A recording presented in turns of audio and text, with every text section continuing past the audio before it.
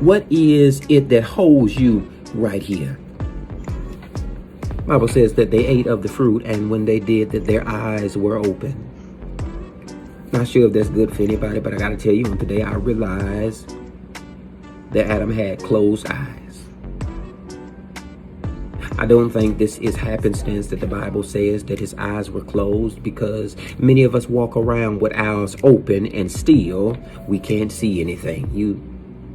You've been connected to some people who claim to believe in you, but every time you actually needed support, they ain't see you. I'm talking about being in relation with the job where they want to praise you for your performance in private, but never promote you in public. They don't see you.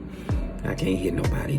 Their eyes are open, but they are closed to everything that is the devaluation, the desecration, the disassociation, that knowing the difference between two fates is only a place where God wanted him to be.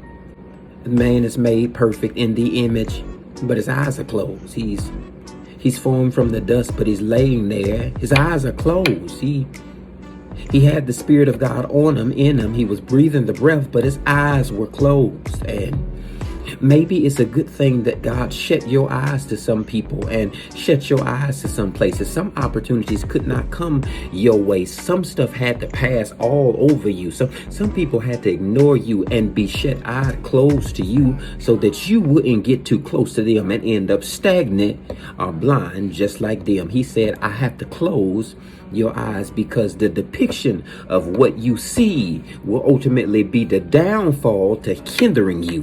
It will put you in a place where you will undervalue you and you will uplift them. You will inspire everybody else, but you will come to a point of degrading yourself. You have to be able to speak it, my God, before you see it. I can't hear nobody on today. That's why it says in verse 8, 9, and 10 that the Spirit of the Lord was found walking. The voice of the Lord was found walking. That his voice, he sent the word. You couldn't see it, but God could send it to walk. That there was a complete difference from the beginning, where he's walking with him, bringing animals to place in front of him, where he would be showing him everything that is him, and still Adam couldn't see it. It's not until after he ate that God finds himself not in the garden, but sending the voice. I got to tell you on today, when Adam said, God, I ran, and the reason that I ran is because I was afraid and I was naked. I can't hear nobody. It's not the voice that scares you. You have unlimited access to the uncensored voice of God in this season. His voice is missioning, molding, preparing. It is making, it's shaping, it is deconstructing, it is reconstructing, it is manipulating to everybody that would be trying to manipulate you. It is circumstantial to every place that want to hinder you. It is presidential to every place that want to govern over you. It is the voice that's found walking. God said, I'll send the word. I won't go, because if my presence go, it will envelop him in fear. And I can't allow him to see me when I'm not upset with him, but he is afraid of me. There is sometimes where God shields you from every blessing, from every plan of preparation, from the attack of the enemy, from you and yourself, when you would mission and speak bad things over you, when in reality you need to be in deliverance of setting you free. You have to know that God sends his voice. He sends his voice to walk in a place where you were afraid. He makes it safe. He walks in a place.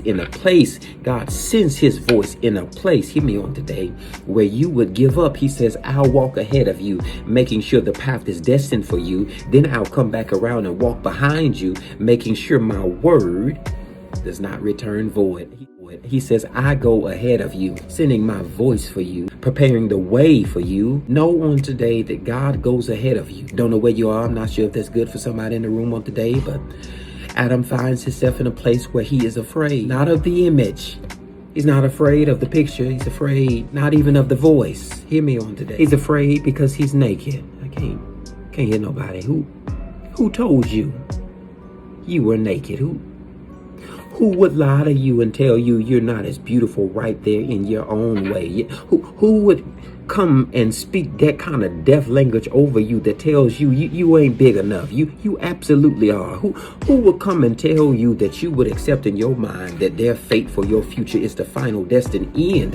They don't know the God that's in you. That they don't know the one who resides behind you. They don't even know the word God sent in front of you. They are coming. They are coming. Who told them they had the authority or the right? Listen, let me tell you on today, you have to backtrack here in the text, and before you ask them who told them that, you have to ask yourself, where am I? You have to determine, I am everything that God missioned for me to be. I am right where in my destined path future where I need to be. I am in location. It may not seem like I'm where everybody else would project me to be, but I'm everywhere I need to be. I am right on target. I'm right on time. I am never out of place, and I'm always on God's mind. He sends his word ahead of me. The voice of God was found walking. And Adam says that I don't have to be afraid of. I ain't got to be in fear for what I can't see, not of what I can hear. That's not what scares me. Adam says what scares me is coming to a place, God, in the future where my future looks just like my past. I'm afraid of returning back this time next year, and I'm still ashamed of who I'm called to be. He says, I don't want to run no more. I don't want to hide anymore. I don't want to be in a self-suppressive place where I give up on me, but God has sent his word ahead of me. I need to ask you on today, where are you? I need to know, where are you, that you would give up on you, where you would allow them people to talk to you crazy like they do, and not give them straight to God before you lay hands on them. Who told you you didn't have power to be bigger than said you would die? Told you that you could only come this far, you could only mission this much, you can only speak to the existence of things that you can see in front of you. Do you not know who you are? You are made from the dirt, absolutely, but that's what God has done, his absolute greatest work. He would get down in the dust and would make you and create you by hand. He didn't send the word for you, he got down there to make you. He's maybe found walking in the text because he had to go back in time. Understand that he is omnipresent on today, and anytime he's found walking, he is forever walking. So your steps are ordered because God is forever walking. If you ever lose track, realize who you are in the God that created you, walks before you, leading you. If you ever forget who you are, understand that you are bad enough. You big enough. You are bold enough to be everything that God walks ahead of you. He doesn't leave you in a dying place, in a droughted place, in a dry place. God has mission that you finish the race, and I know that on today because he walks in front of you. He sends his voice ahead of you. His word will never return unto him void. You have to understand this is the reward, that you know who you are. You're a child of God. You're a child of the King. You're everything that God would mission and will in preparation. You are exactly right where you're supposed to be. Know that on today. And if they ask you who told you, how are you able to form those words? Who gave you the right to speak such power? Tell them God said he already knows who I am. God bless you.